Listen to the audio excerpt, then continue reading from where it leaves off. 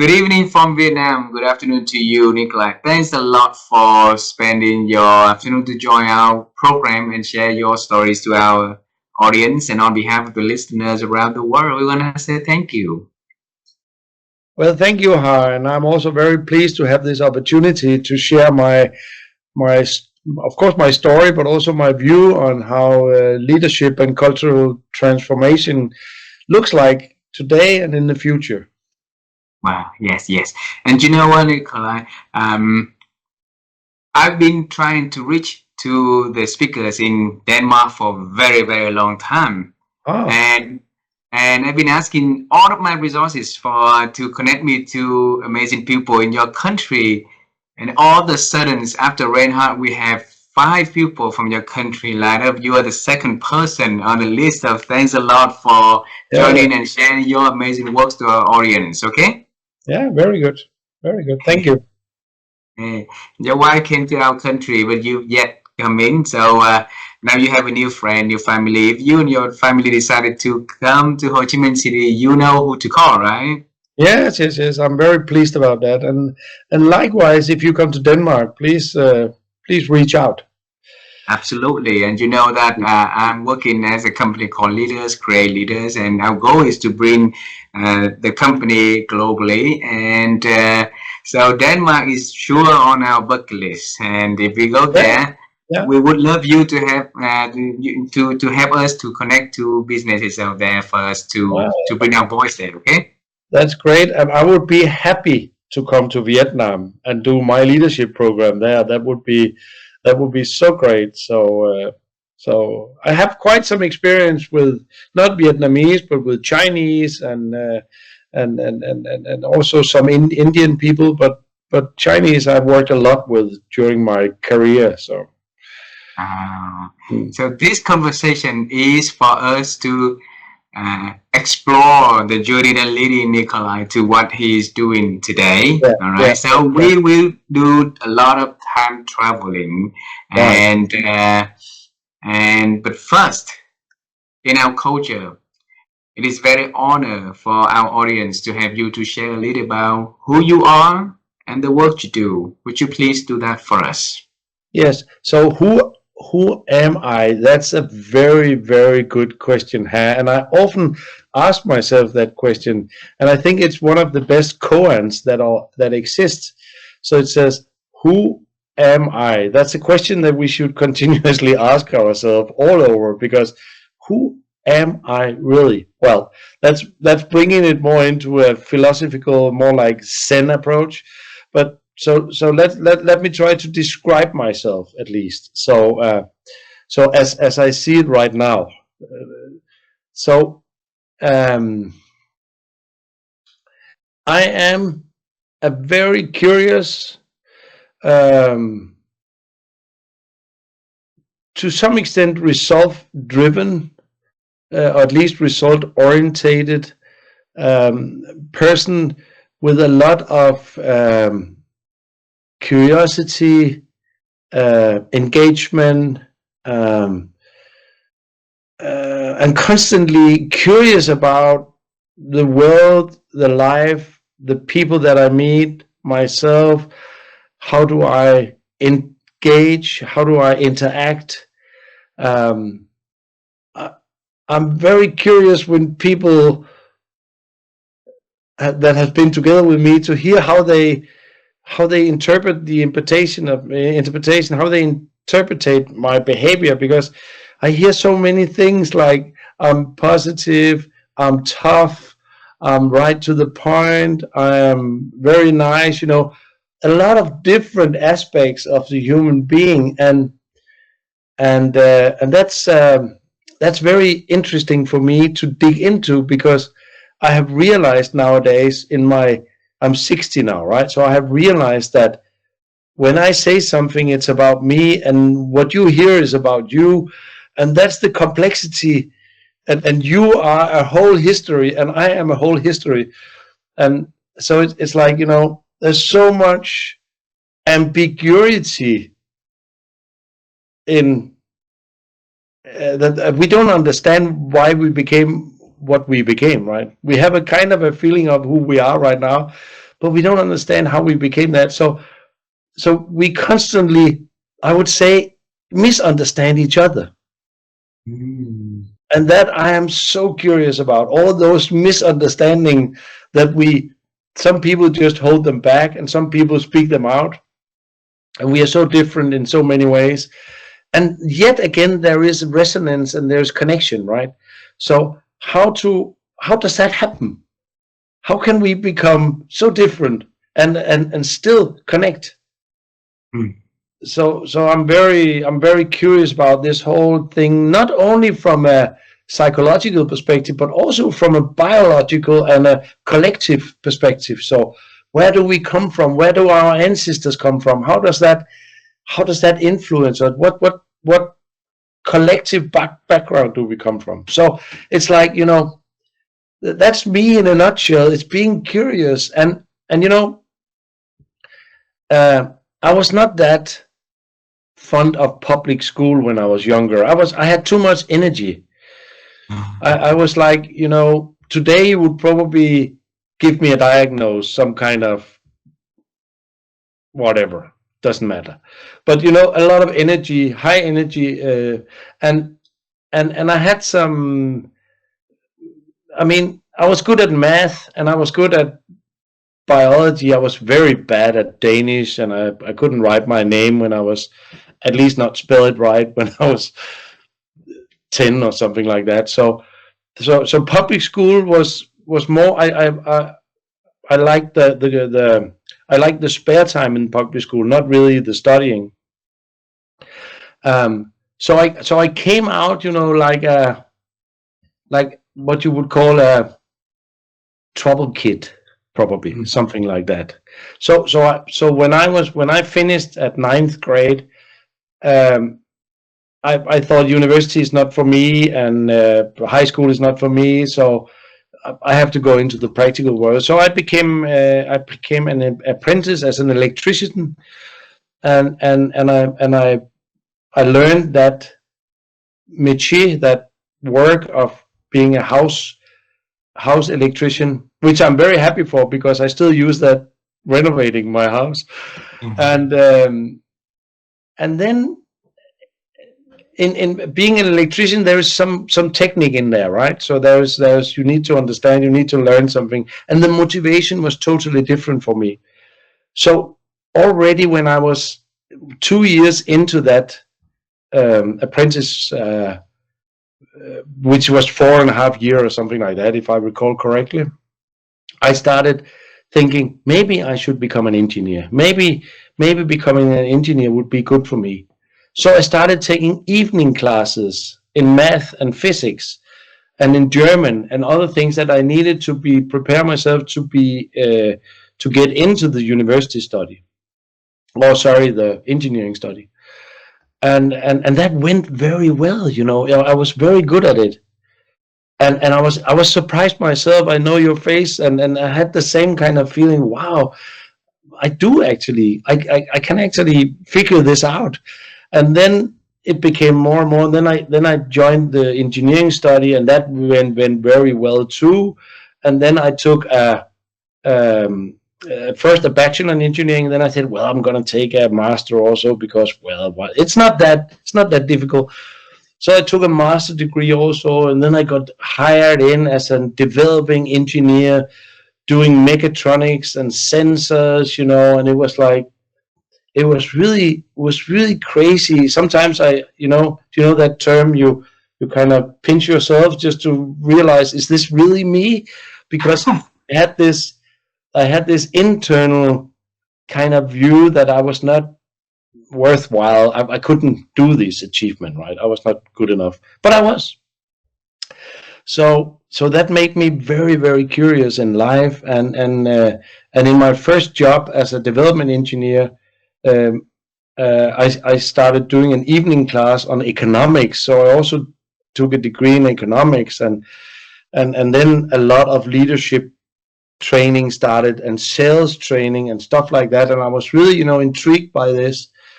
And then a few years after, maybe more than a few years after, I met Nokia. Nokia at that time, they were very big. We are around.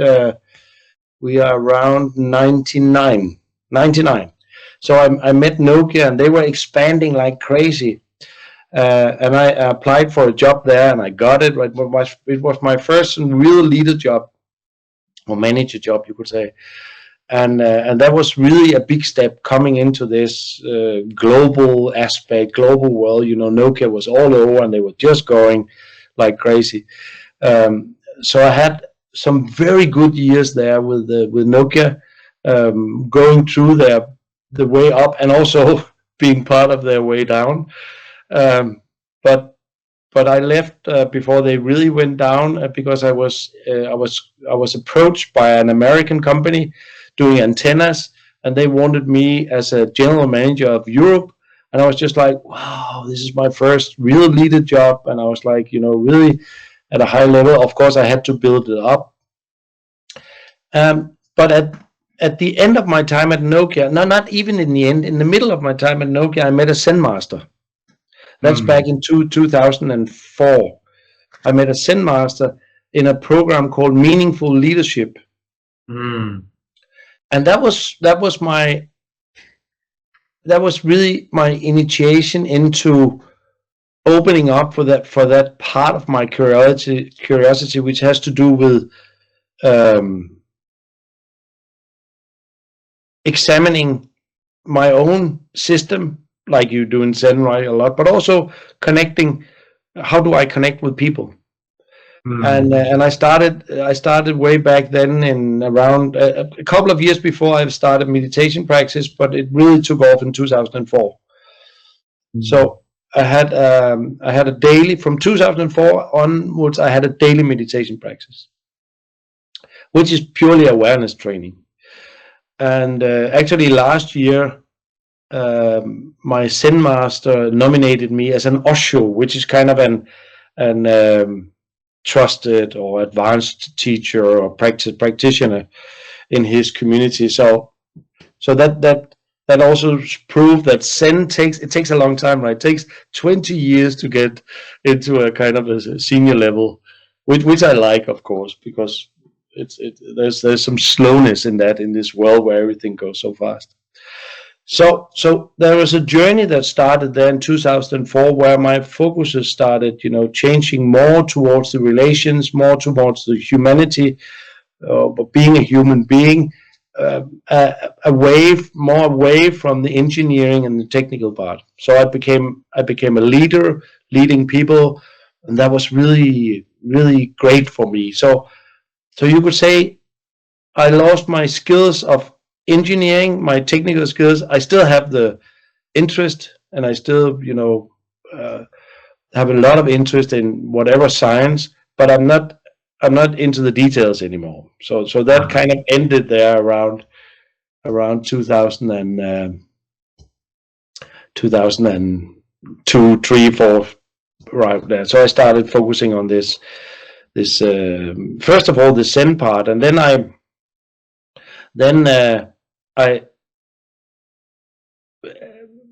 I made it happen that we at Nokia engaged this Zen master, and we did what we call Zen management training in Nokia. So around 2005, we started having groups of people meeting and learning about Zen and how we can use Zen and the Zen approach into management.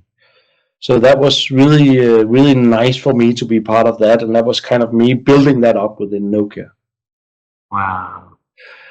So that stayed with Nokia until I left there in 99, right? No, sorry, in 2008 I left Nokia for this general manager position. And then that was through the financial crisis, right? So and I had the responsibility for Europe, and I had a lot of sales activities going on, but there was a lot of bankruptcies, or whatever you call it. Companies were closing down because of the financial crisis in Europe, not so much in Denmark, but in Europe, and my market was in Europe. So after 3 years, I think the company kind of thought that they would like to make Europe kind of more than an appendix, not having a general manager. So they was kind of, they cut me off from that. Was very nice. I mean, it was nice because it made made a great change for me. Mm. So at that time, I started thinking maybe I should go full on this Zen management training and help companies from that perspective.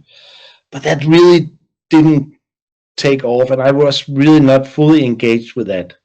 So a huge Taiwanese company called Foxconn approached me around, I don't recall the actual dates, but I think it was around 2011 or something. They approached me and they wanted me to take kind of similar responsibility for Europe and a lot of sales and big portfolios and all that. And I was like, well, it's going to be interesting to work for a Taiwanese company, not work for a Western company, but work for a Taiwanese company, because it must be totally different, and it was okay, Mm. very different. Being a European, it was like maybe what I could say is it's a necessary evil that they have to have us, but they would prefer to have their own culture, people that knows their own culture better. But whatever. I had 2 years there. That was very exciting. A lot of traveling. So I have traveled a lot around the world.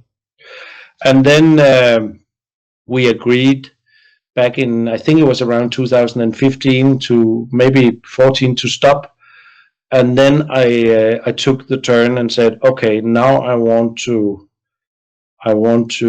become an independent consultant in 2015, and I want to help companies.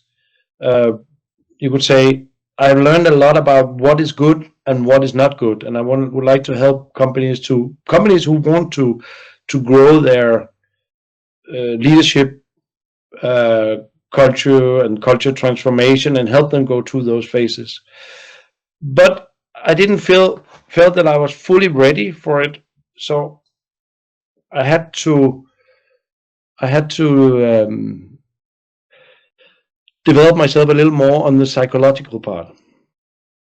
So I became a Gestalt therapist, which is a 4-year education. So I did that from 14 to 18, I think. And there I really saw what I would call the light, or what you could call it, or the epiphany, or I really realized that this combination, this approach to leadership and to management and to cultural transformation and to impacting people really profoundly, that this was really good. And the reason why I chose Gestalt is that Fritz Perls, who is the founder of Gestalt therapy, he was inspired by Zen. So there was a strong connection there. So it was like a no-brainer for me that I should become a Gestalt therapist, because I could have gone any other direction, right? But this link was so clear for me. So of course I wanted to go into a psychotherapy study that was at least partly inspired by Zen.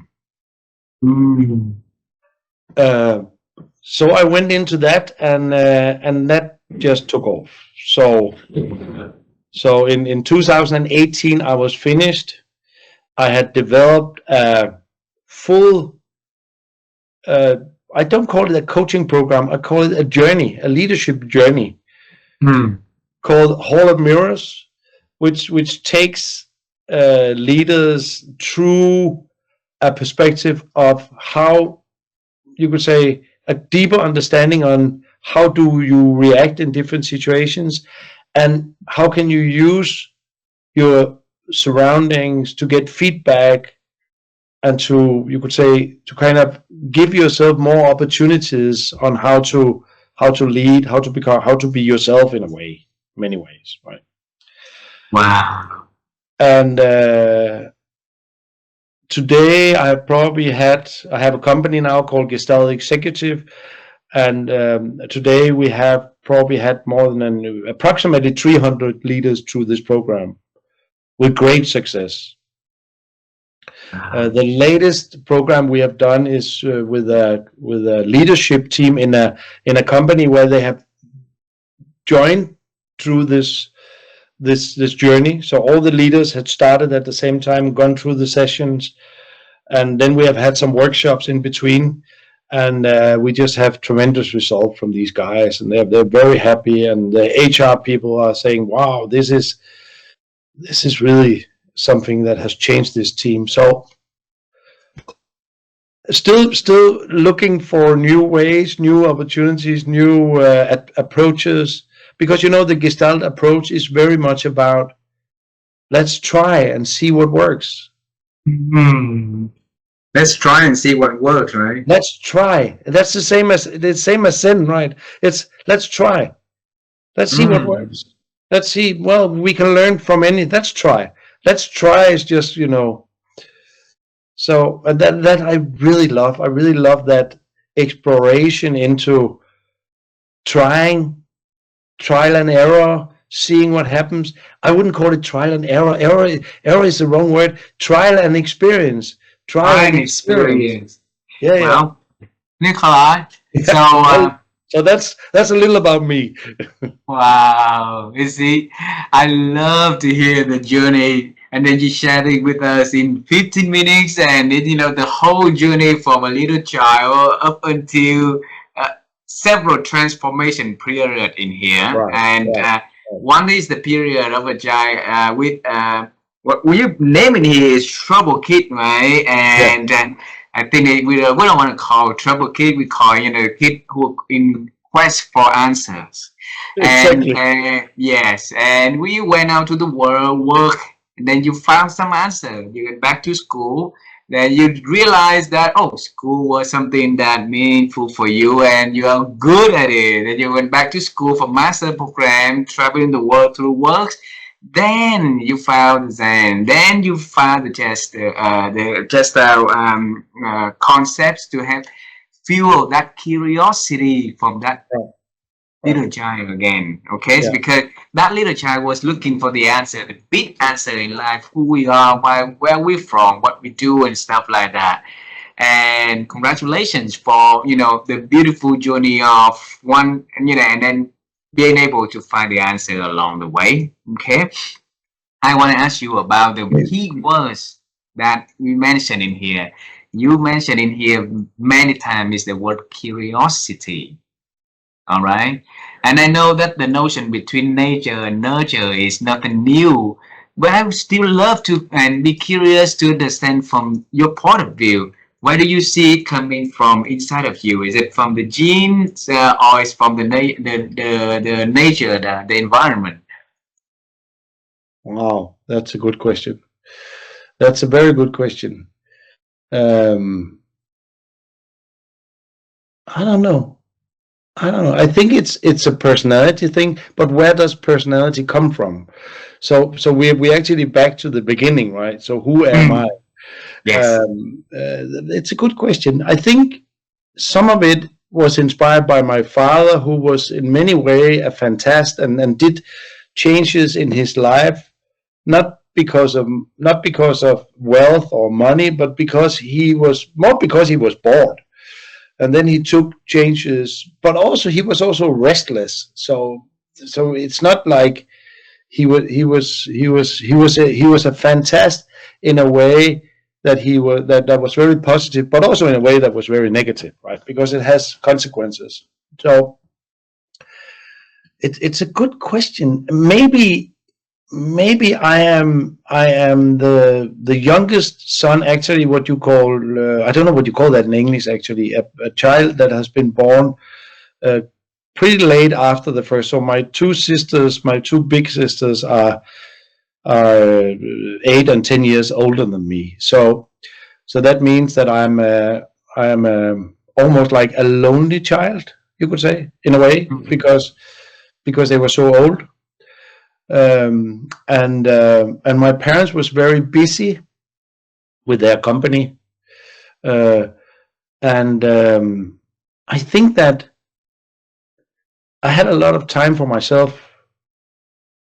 when I was not playing with friends. I had a lot of time for myself, but I was always curious. I was always building caves in the forest, or working on my scooter, or separating everything and putting it together again. And sometimes my mother came and said, "Don't you want some food?" And I was just looking at it and say, "Oh yes, maybe you're right," because I was just so focused on doing what I did, so I forgot to eat, and you know, so maybe it's also a kind of a survival, if you understand what I mean. So, or what you would call a pattern, because being this kind of a little bit isolated in the family, having elder sisters and busy parents, I think I had to find a way to build up myself. Mm. So I think that, and curiosity is a very good thing to do that, because you can be curious about whatever, right? So there's always something available. But then again, I also had this, and I have this persistency. So when I set a focus, I am, and even my wife, she looked at me. She told me the other day. She said, when you started this idea with this company, Gestalt Executive, I said to myself, if you can't do it, nobody can do it. I mean, it's like, that was not what she meant. She meant, if you're the only one who can actually do this, in a way. Of course, I'm not the only one, but it requires a lot of persistency. So I have this curiosity and persistency, which so I want to achieve something. Mm. Not just curious like a kitten seeing a butterfly.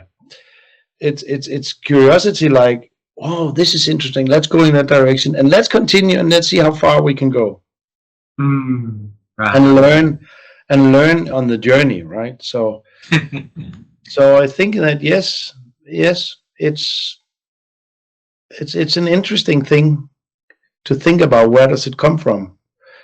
Of course, it's probably a combination of genetics and upbringing.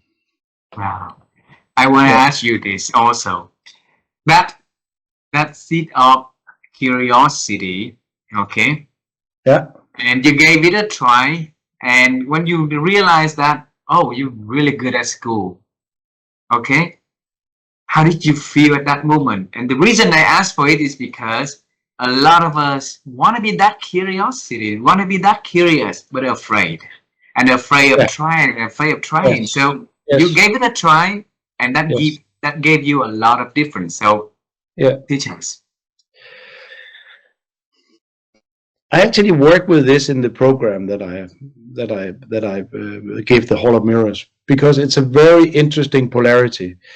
It's a polarity between hope and fear. Oh. And hope is such a profound thing in all of us. I think most of us has hope, dreams, longings, whatever. But the fear often take the place of stopping us from going in that direction. And I'm not so afraid of fear. If you understand, I'm not so afraid of fear. It's a little bit weird sentence, but it's really like, fear is okay, because fear is a base condition as a human being. Mm. And sometimes fear is, of course, there are some areas where I'm more um, impacted by fear than others. For instance, when it has to do with my daughter or my grandchild or something like that, it becomes less experimental, more concrete. But if it's not really danger, if it's more like a paper tiger than a real tiger, then I approach into it. Mhm. And the Gestalt approach is about, when it gets tough, we lean in, right? So it's about meeting the top part and staying with it, hang out a little bit longer than normally. And of course, it's easy to say this, and I know it's not easy to do it, but I'm working on this actually more or less constantly, and I have this awareness that my fear is just fear, and I'm checking in with it, if it's profound fear, or if it's just my expectations of the future. And if it's my expectation of the future, let's take it a little further. Wow. So it's hope and fear. Hope and fear polarity is so profound in all of us. Isn't that the same in Vietnam? Hope and fear. Really, it's a universal. It's everywhere, Yeah, right? So exactly, yeah, exactly. yeah. Some people will see fears and afraid of doing. Some people will see fear and just hang on it a little bit to learn the lessons from it. So you have Yeah, people to hanging on with fear a little bit to see what lesson they teach you, yeah, right? And through the conversation, I'm excited to hear that because in the East culture we have this saying is when the student is ready, the teacher appears, right? yeah, yeah, yeah. That's And the the Zen same. Yeah, master yeah. appeared for you Yes, 20 years ago to take you yes, on to the next journey yes, of transforming. yes. So um, you tell us about Gestalt therapy because I have no clue what it is, and I don't know. I need to hear from you. What is it that we can use in our life? Yeah. So you mean Gestalt therapy? Yes, the Yes. thing that you study. Or the Gestalt approach, as we call it, because it's better. It's an approach to life. So Gestalt was actually, as I said, it was founded by Fritz Perls, and was developed with him and a lot of his co-workers at that time. His wife, for instance, Laura Perls, was a very important part of the Gestalt approach. And Fritz was, he was a psychoanalyst, the Freudian way. So that was a lot about analysis, right? So you look at some patterns and you say, when you do this, then that means that, and then we can analyze you, and then we can tell you what it's all about. And he realized that that doesn't work.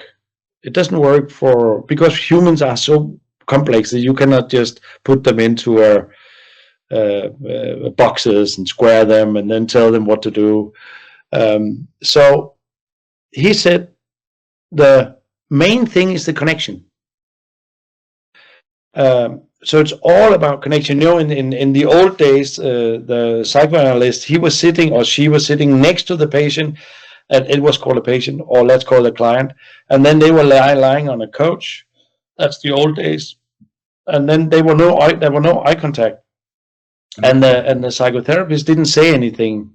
Maybe some noise, some sounds like or yes or something like that, and then they just have what you call free association, and there's a lot of good things in that. So you should try it once. It has an interesting aspect about what actually pops up in your mind.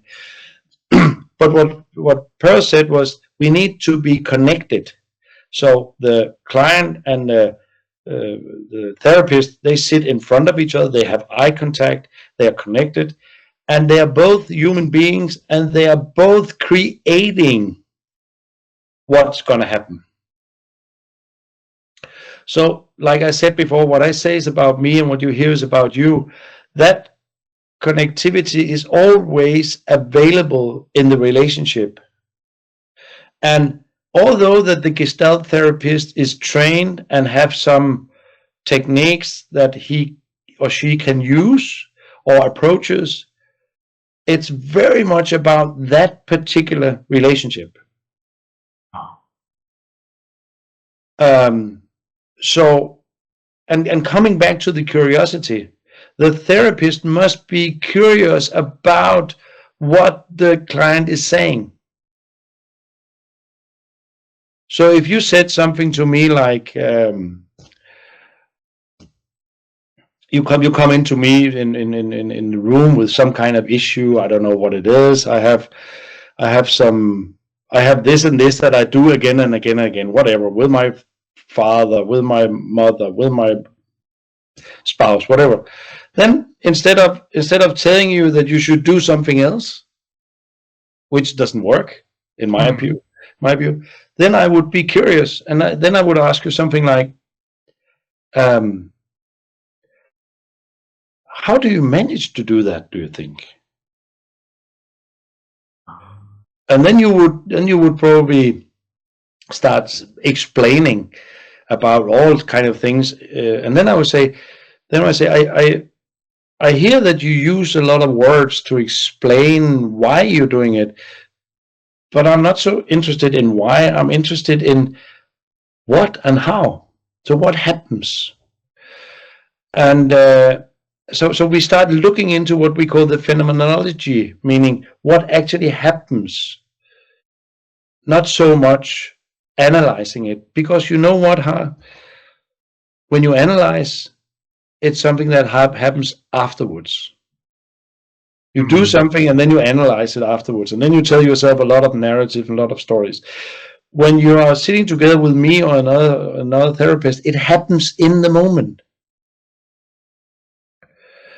And if you can relate to that, just discover, just improve your awareness by discovering what is actually happening,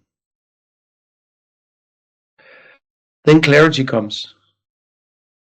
And when clarity comes, choices come. So it's all about awareness, clarity, choices. That's Gestalt in its nutshell. And we need what we believe is that people are what people are right now, and that's okay. They're, as a famous Zen master said, you are exactly perfect as you are, and then you can do with a little improvement. Or you could say, change that to Gestalt. You are exactly perfect as you are, and then you can increase your awareness. Because when you increase your awareness, new choices pops in. You have probably experienced with that yourself in your own life. It just gets much more profound when you do it with a Gestalt therapist or a person who has a Gestalt approach, because you start realizing that I'm okay who I am, and by doing that, changes come by itself. We call it the paradox of change, which was firstly put forward by Arnold Beiser. But never mind that. The paradox of change means that when you become who you are, change will happen. When you try to be somebody you're not, you're stuck. Wow. So it's so simple, but that doesn't make it easy. Not easy at all. And that's where the Zen come in, right? Because it's so simple. It's right to the point of who we are as human beings.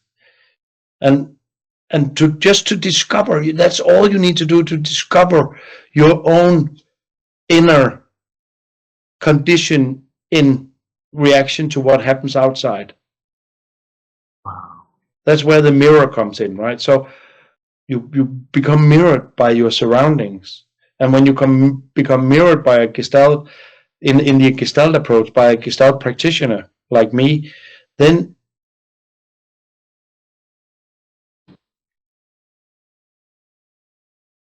are you still there? I'm still here. Ah, Nikolaj, I got you disconnected.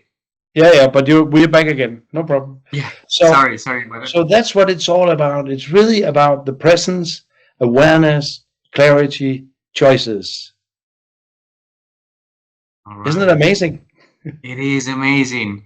So if somebody listened to this conversation and wants to become a Gestalt therapist, right, or consultant, where do they find the information and to become one, to be certified one?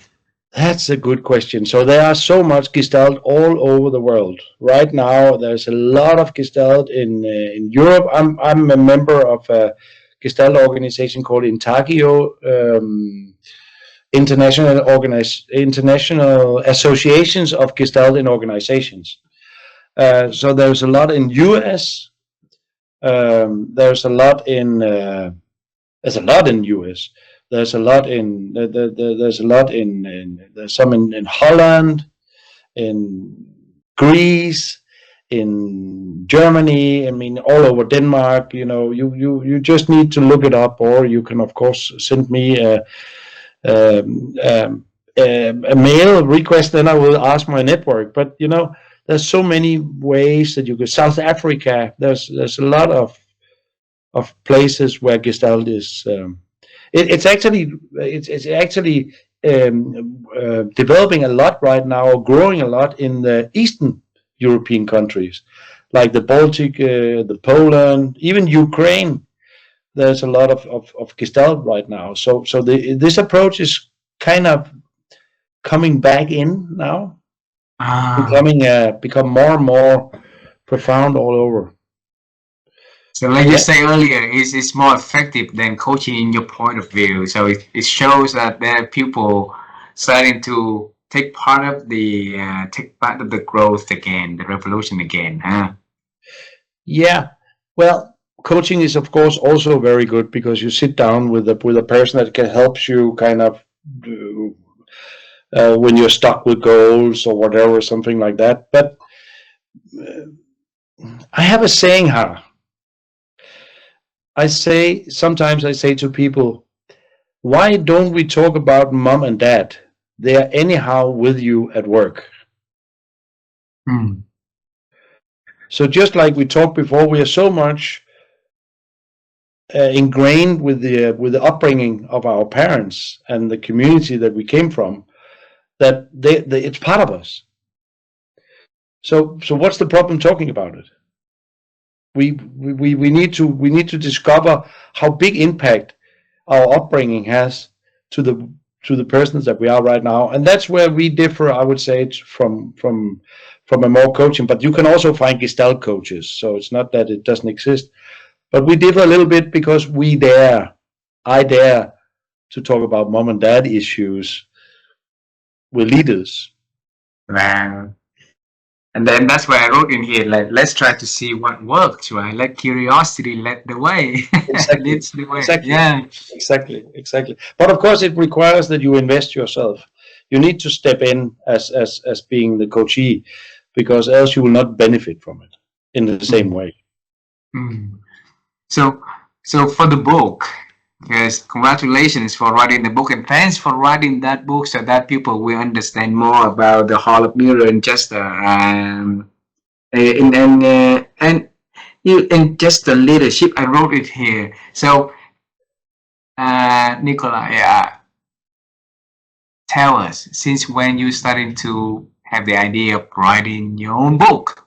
Oh, well, it probably, well, it didn't take that long to write it. That was quite interesting when I first Mm. decided. But of course, I have a lot of experience and a lot of background, and it started crystallizing some years ago when I started, maybe 4 years ago, something like that. I started feeling that there might be a book in this. I had developed this journey, this leadership journey, that and I had maybe at that time I had probably around 100 leaders through the program, Ah. and I started getting the experience about, I had tuned it, I have twisted it, and adapted it, and I started getting good experience about what works and what doesn't work, and kind of, then I started writing some papers, that small articles that people could use as preparation for each session. And then I realized, why don't I just make a book? Because that Wow. book can be used both as a what do you call that, study material for the journey, but also as inspiration for others who wants to join the journey, or maybe just read the book and get inspired. I hope you will read it one day, huh? Absolutely, absolutely. And Yeah. uh, and and and uh, and then it took off, and then there was some, do you know the word serendipity? Yes. Yeah. Then I had a serendipity. So one of the companies that I was working for, who I was doing a lot of work, suddenly changed direction and wanted to go with somebody else. So I lost that company more or less overnight, or at least very fast. And I was kind of, wow, that was quite a shock. On the other hand, I was also, I knew from myself that I should have had more than one company. I should have probably 5 or 6 or 10 companies to diverse my risk.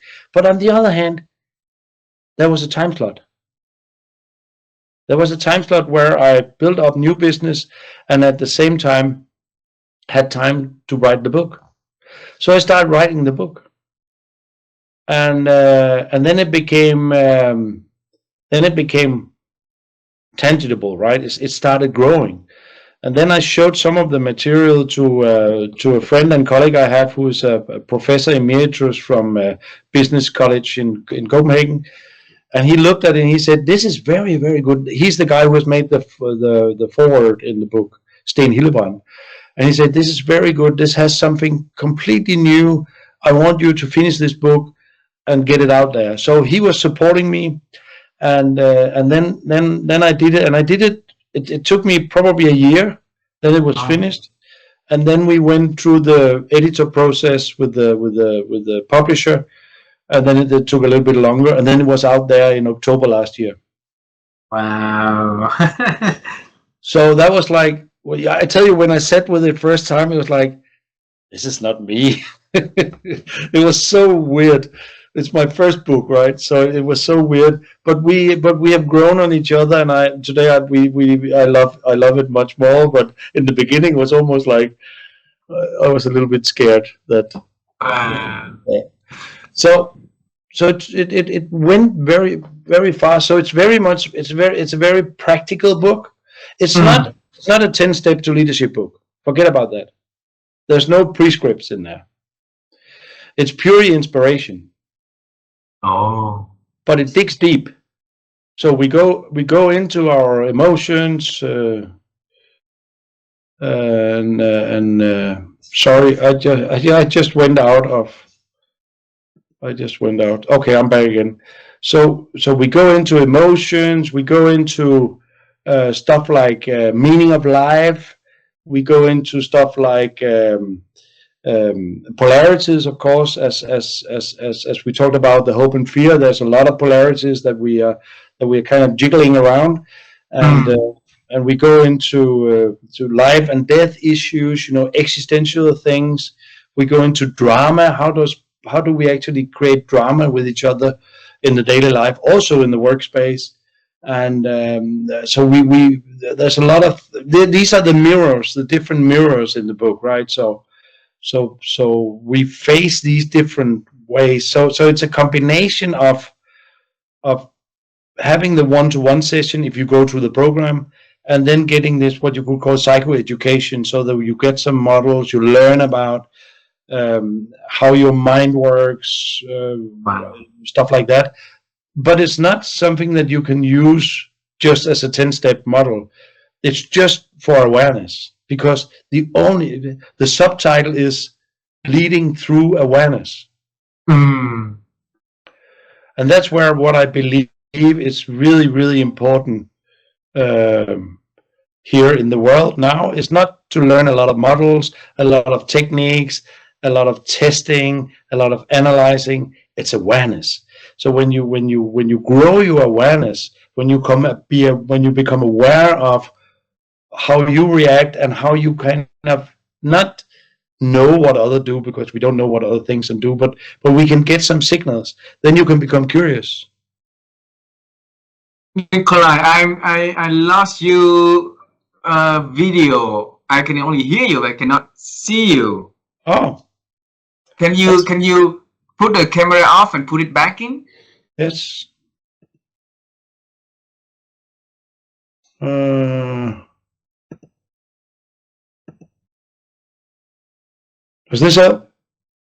Yeah, now you're good. Now you're Okay. good. So All right. you were frozen for like 20 seconds. I can hear. All right. I can hear. Yes. So it's about awareness, right? When you earlier you said when awareness comes, then clarity comes, and with Yes. clarity comes, then we have more choices, and then Yes. with more Thank you. choices, then we can decide what works best for us, right? We have in a way more freedom because we can choose more. Wow, wow. So if you can pick one chapter in the book to share. I know that you share about hope and fear already. So pick something else, okay? Pick something Yeah, else, and you want to share to us, to your audience. What would that chapter be, and why? I think I would probably choose the first chapter because the first chapter is called Gestalt and Leadership, Hmm. and or maybe a combination of the first and the second chapter. The second chapter is called Choices and Decision. It has to do with how we choose, and then getting more awareness around the choice. But I have a point with that, so I'll come back to that in a moment. So what we do when we use Gestalt in leadership is that we help the leader to become more aware of his system, to become more aware of his system as an instrument. Hmm. So so as I said before, there's no quick step 10-step learning. So we don't have any tools or stuff like that you can learn to use. You have to use yourself as an instrument. And what is your instrument? Your instrument is a combination of sensing, thinking, and feeling. And remember that feelings are data from the present. So when you feel happy, it's because something is happening right now, either in your mind or you see something. And if you become fearful or angry or whatever, then it's because something happens in the moment. Yes. So we get to learn to use that data and to discover that emotions are there to give us information about what's happening right now. And so the combination of sensing, thinking, so logical, and feeling is a kind of a flow. So if you have a connection with these, we call them awareness zones. If you have connection with these three zones, you will be much better at navigating the turmoil you might be in, or whatever situations you might be in, right? So there's a connection to that, which I think is very important. Really learning that when I feel fear, it's okay. When I feel anger, it's okay. When I feel joy, it's okay. When I feel sorrow, it's okay. Because that's how it is right now.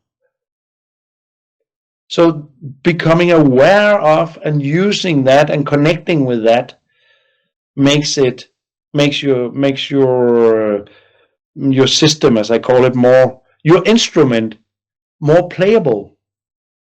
Playable. So you can play more tones, more melodies, more with your own instrument, and relate that to other instruments which are also playing different tones, right? So it's very much about that. And then the second chapter is about decision making and seeing that from a holistic perspective. But in the end of that, I have a very interesting Zen approach, which is Hmm. called Wu Wei, which you might know. I don't know. So Wu Wei means no action. It means don't do so much. So the way that I use Wu Wei is that I use it, I transform it into a Gestalt approach, and there it said, do as little as possible, but as much as necessary. So that awareness that leaders are often doing a lot because they want to perform. But when they do a lot because they want to perform, I mean, they want to be acknowledged, right? Which is okay. Then they have an impact, especially the higher up in the system you are, the more they impact the whole system. And we talk a lot. I don't know about how it is in Vietnam, but in West in Europe we talk a lot about empowerment. Hmm.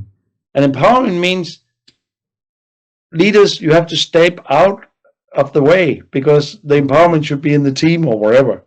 So learning to do as little as possible, as much as necessary.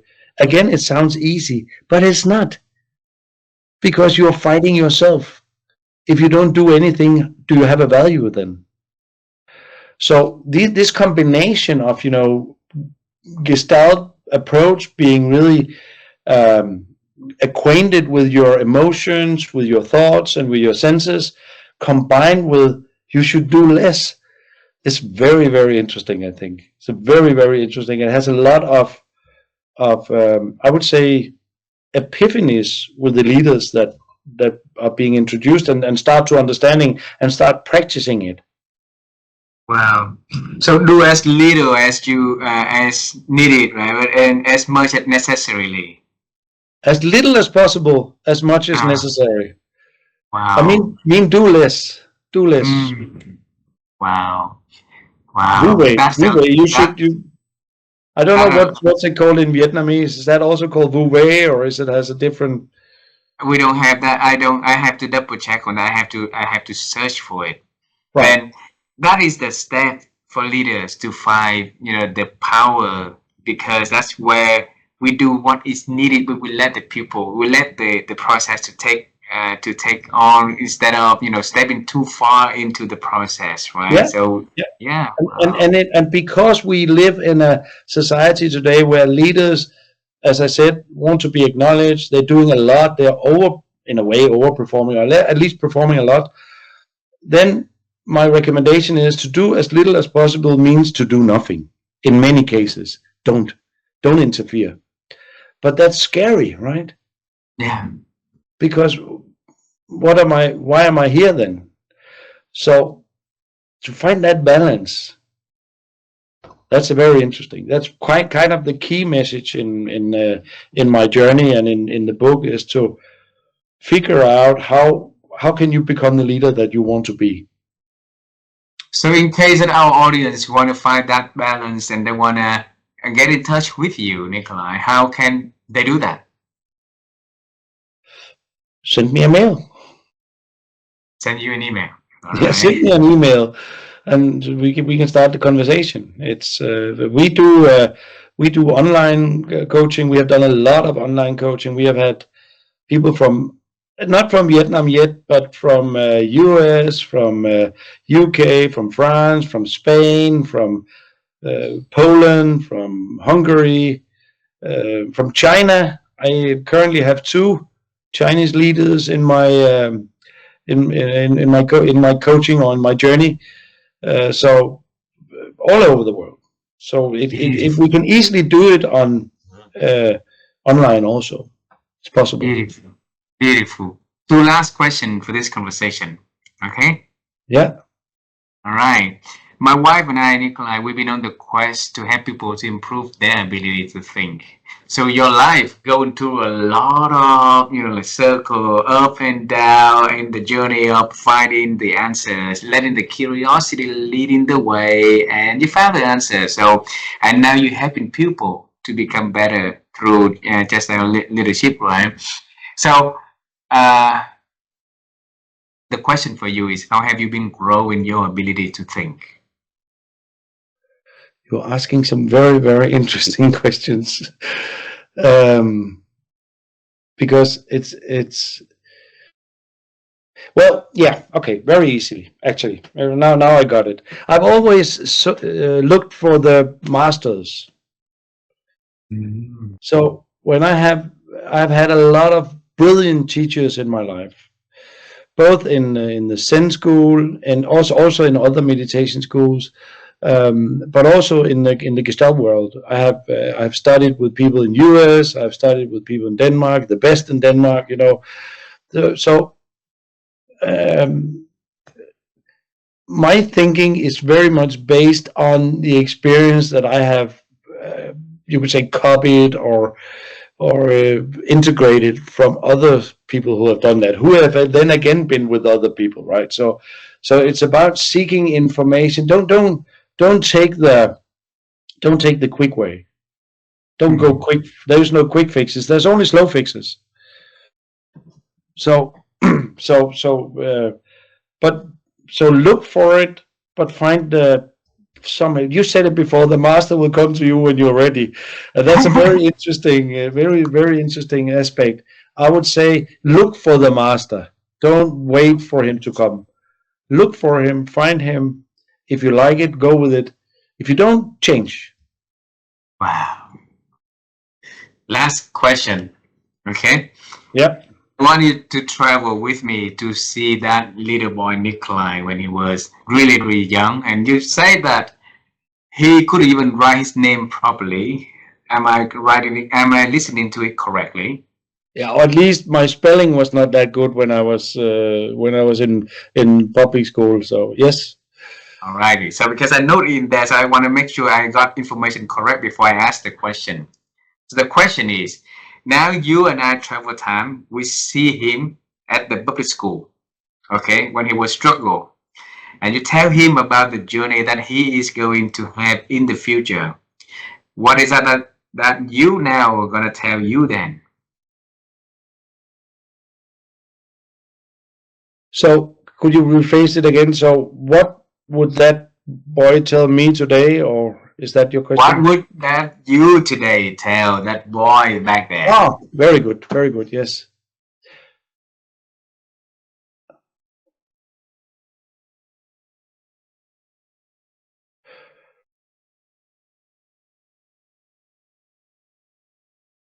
I would I would tell him, you have a lot of energy, you have a lot of curiosity.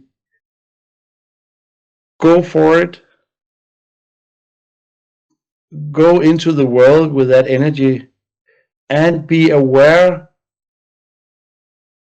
or pay attention to, I would say, it's probably better, because it's not like it's not dangerous, but pay attention to the people that you meet, because some of them will resist you and some of them will love you, and that's how it is. Wow, it's a beautiful advice that each of us can give to any young kids out there, right, on the journey to grow, so that they can have hope, they can be fearful, but not gonna be afraid of, fear. So they're gonna have hope in the future and the best version of them to come. Huh? Yes, and I think it's important to emphasize on this, that's what I really have learned, is that I thought for a while in my life, probably most of my life, that it was all about me. And I think there is a tendency in the world today that it's all about me. There's a lot of narcissism, there's a lot of self promoting, there's a lot of all that stuff out there.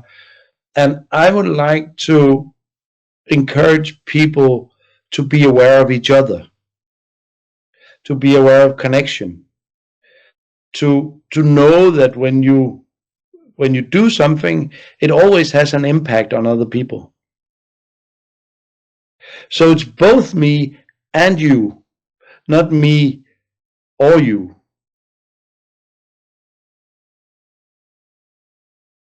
Beautiful message. Nikolaj, thank you so much for a wonderful conversation that we've been having this evening. And I treasure every minute of it. I learn a lot from here. I will continue to reach out to look for my teacher instead of waiting. Right? Yeah, Look yeah, for more teacher in our yes, life, yes, yes. and connect with the pupil. This is you and other, but not you or others, right? Yeah, So yes. absolutely. Thank And you. I look forward to seeing you in our beautiful country. Or if Yes. we travel to serve clients in your country, we definitely will, shout out to you and see you in person. That would be wonderful. Yeah, likewise. Thank you so Okay. much. Thank Thank you you. very much. You say hello to Bye-bye. your family for us, please. I will. Yes, and likewise. Thank you. Thank you. Bye bye. Bye bye.